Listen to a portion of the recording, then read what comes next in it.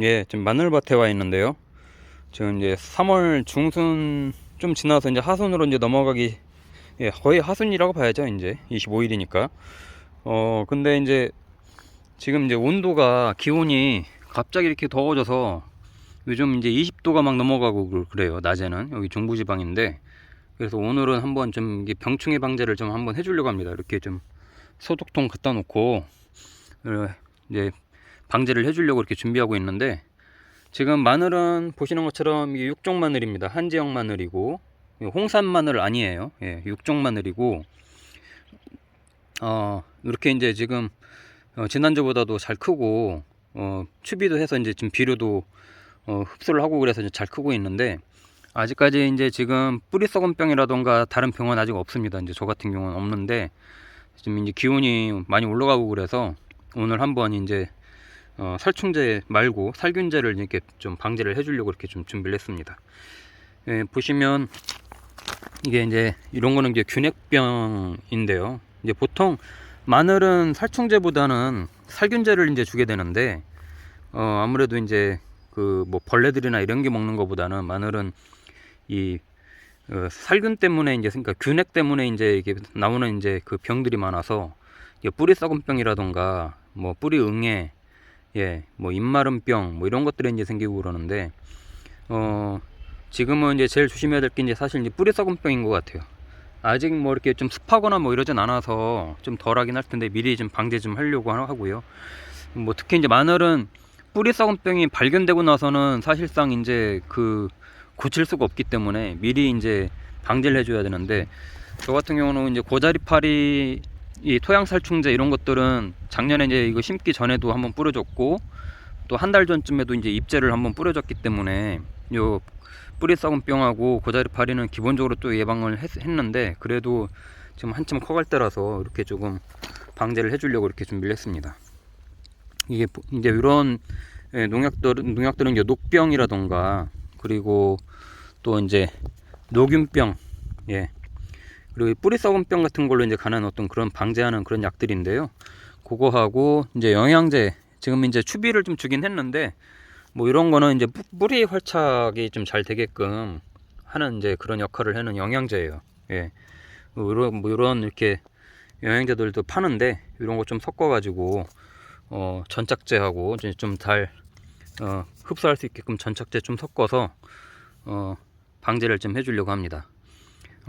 지금 물을 한번 줬어요. 지금 계속 건조하잖아요. 비가 안 와서 물을 아까 먼저 한번 흠뻑 주고, 왜냐면 농약을 하고 나서 물을 주면 효과가 없기 때문에 물을 한번 듬뿍 주고, 그리고 나서 이제 지금 조금 더 있다가 지금 이제 소독을 하려고 이렇게 준비를 하고 있는데, 마저 소독을 좀 하고 또 설명을 좀 드리겠습니다.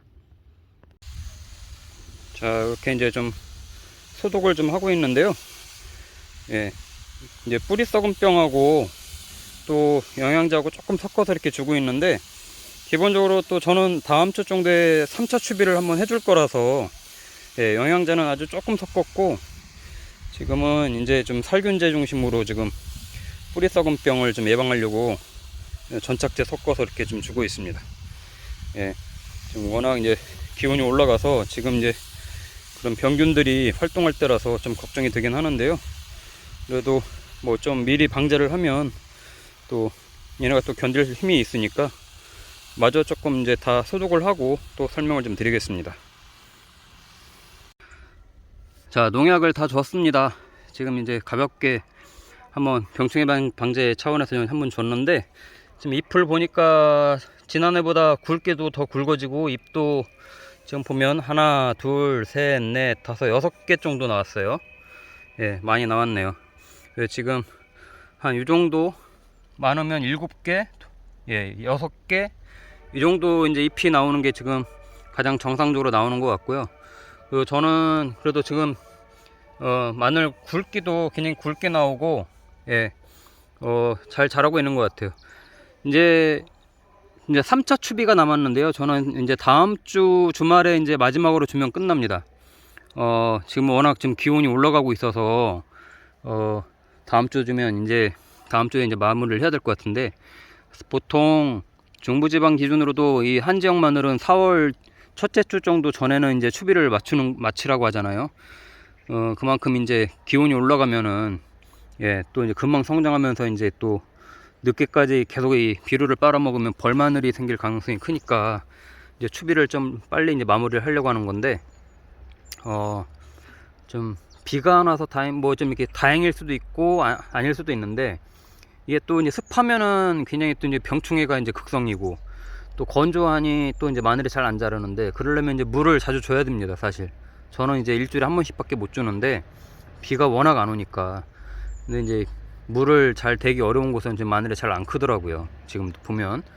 그래도 저는 이제 이렇게 물을 자주 줄 수 있어서 이렇게 이제 마늘들이 대도 굵어지고 잘 크고 있는데, 전에 추비로 줬던 그런 이제 보세요. 여기 이런 것들이 이제 저번에 2차 추비 줬던 비료들인데, 이게 물을 줘도 계속 이렇게 알갱이들이 조금씩 남아 있습니다. 이게 얘네가 녹아서 이제 다 흡수가 돼야 되는데, 얘네도 어느 정도 남아 있고 다음 주가 돼도 아마 다 녹진 않을 텐데, 비가 안 오니까요.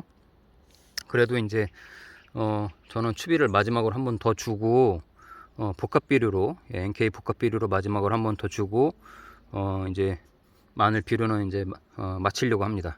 그러면 사실상 이제 마늘은 묶거름이라고 하죠. 이제 사실 이제 추비는 다 끝나는 거고요. 그 다음부터는 이제 병충해 방제로 이제 집중적으로 이제 단속을 해야 되는데, 지금도 낮에는 20도 이상 올라가는 데가 많아서 벌써 이제 뿌리 썩은 병이 이제 조금씩 증세가 나타나는 곳도 있고, 예, 또 영양분이 칼슘이 부족하거나 그러면 마늘 잎이 이제 끝이 이제 막 타들어가는, 예, 마르는 현상, 이런 현상들이 있는데, 그런 것들은 추비를 잘 줘서 이제 방제를 해야 될 것 같습니다. 옆에 보면은 이렇게 저는 그러니까 똑같아요. 이 마늘, 쪽파, 양파 다 똑같이 저는 이제 거름도 그렇고 이 병충해 방제할 때도 농약도 그렇고 다 똑같이 주거든요.